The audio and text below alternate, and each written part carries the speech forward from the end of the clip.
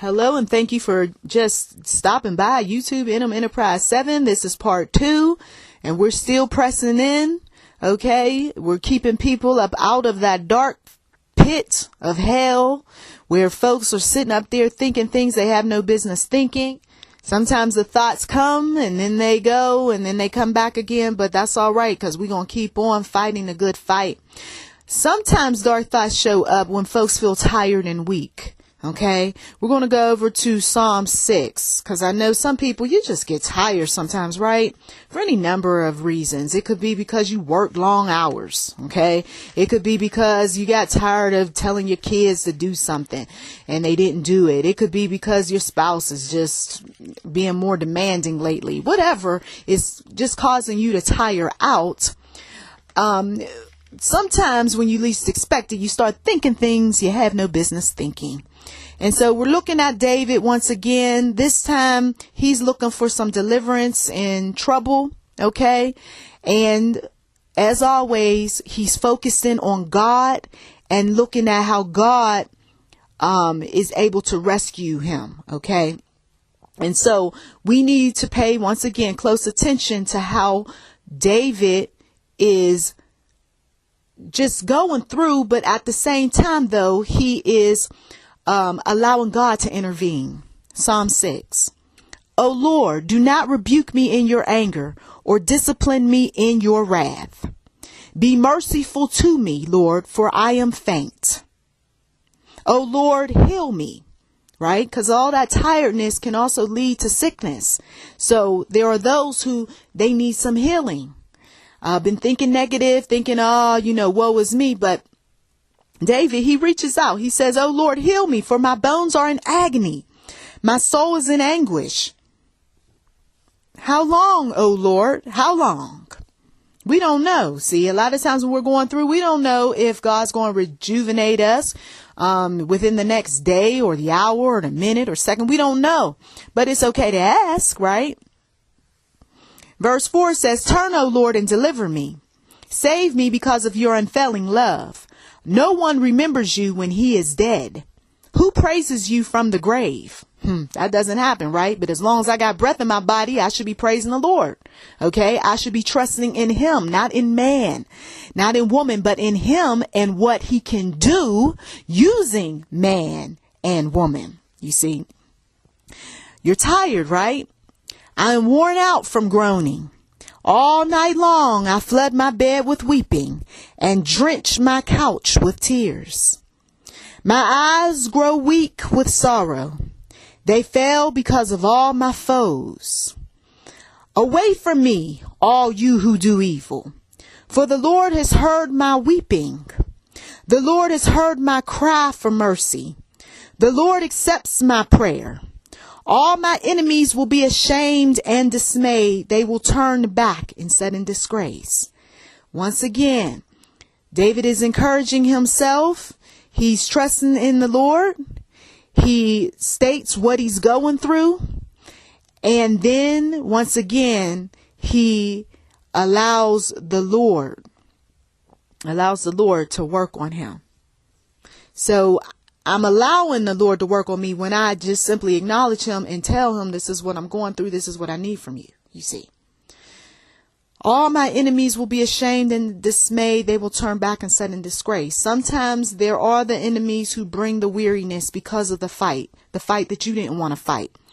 They are bringing about all sorts of issues because you simply said something and now here comes the problems. Okay.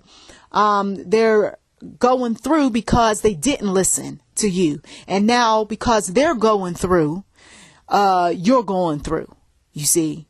A friend can turn into a foe very easily and wear you out. So it would make sense to lean on the one true God, trust in him, ask him for the deliverance, for the healing, and for whatever else you need. That way you can keep moving on. You see, if I'm just zeroing in on what the enemy has done, that can only make me sicker, make me wearier. So I have to redirect my thought process on what God is doing. Okay. Thank you, Jesus. All right. So We have those individuals who the dark thoughts show up, right? Show up in the most unlikeliest places. There are those who they have their share of issues because of some verbal abuse. So let's go over to Psalm 120. Okay. Psalm 120. Once again, I don't have a computer or tablet or anything in front of me. I'm turning pages the good old fashioned way. So give me some time. Psalm 120. Okay. Now, the individuals who are faced with all sorts of false accusations, what happens is that anger stirs up within a person, and then they start contemplating on how to pay a person back. This can be dangerous because a lot of times people retaliate in all the wrong ways, and they find themselves either in jail, faced with a lawsuit, 6 feet deep in the grave. Okay, any number of things can happen to them. Divorces, separations, people ending up being hurt that shouldn't have been hurt. A lot of crazy stuff can happen. And you contemplate far too long on the events and how to pay people back. That can also drive you crazy too. And people around you are like, excuse me, who are you? What's going on? You may know some folks that this is happening. So Psalm 120 is a prayer for deliverance from false accusers. Okay. That can make a person go mad because I've been falsely accused of something that I did not do. Okay. All believers, according to my study Bible, it says all believers must live with the tension of being in the world, but not belonging to it. So as much as I want to just pay this person back for falsely accusing me of something that I didn't do, whether it's small, medium, large, it doesn't matter. I've got to fight that temptation, you see. Psalm 120 says, I call on the Lord. And we don't know who wrote this. Some say that it's Hezekiah. Anyway, I call on the Lord in my distress, and he answers me. Save me, O Lord, from lying lips and from deceitful tongues. Contemplate on those lies too long. Contemplate on those people who said those lies for too long. Dark thoughts show up.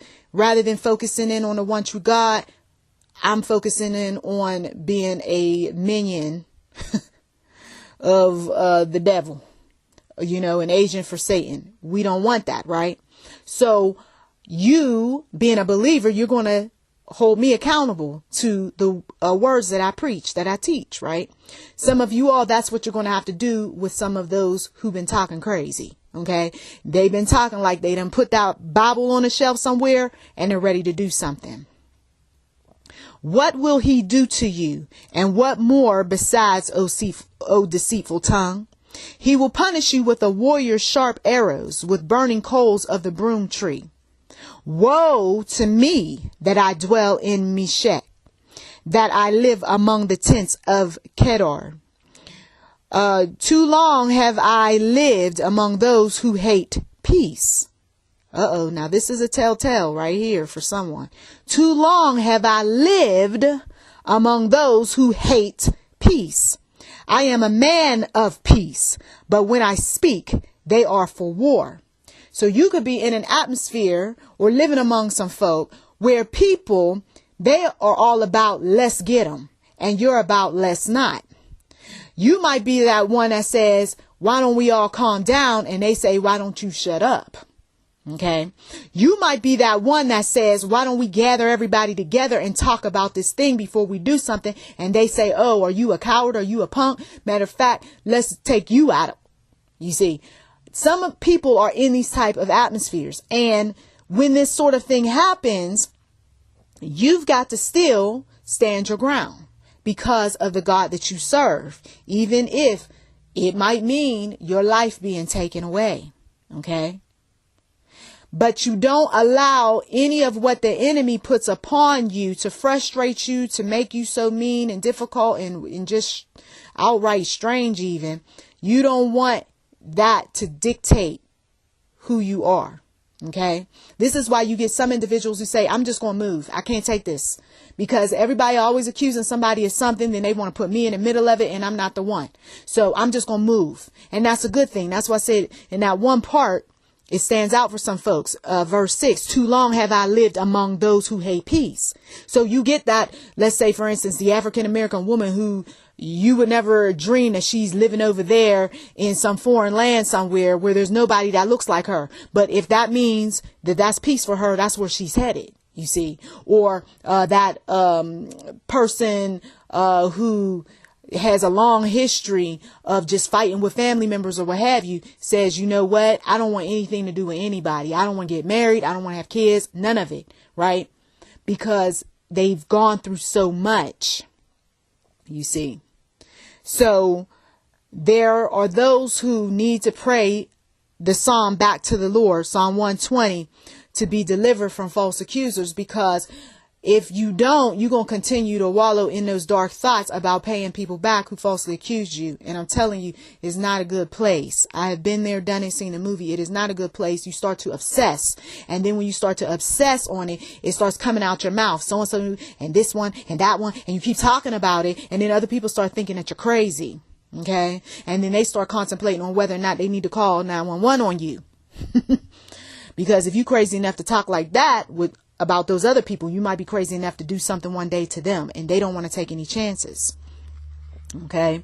Oh, these dark thoughts, whew, they grow from some bitter seeds, some wicked seeds. All right. So I'm going to close this message out, since the very first one was pretty lengthy, and we're going to wrap this series up on audio 3. So by all means, please listen to it. Okay. Dark thoughts continued. So check the description box for anything that might be of interest. You've been listening to YouTube NM Enterprise 7. Subscribe today. Also, if you haven't given, we do welcome donations. Thank you and blessings to you. Please tune in to part 3.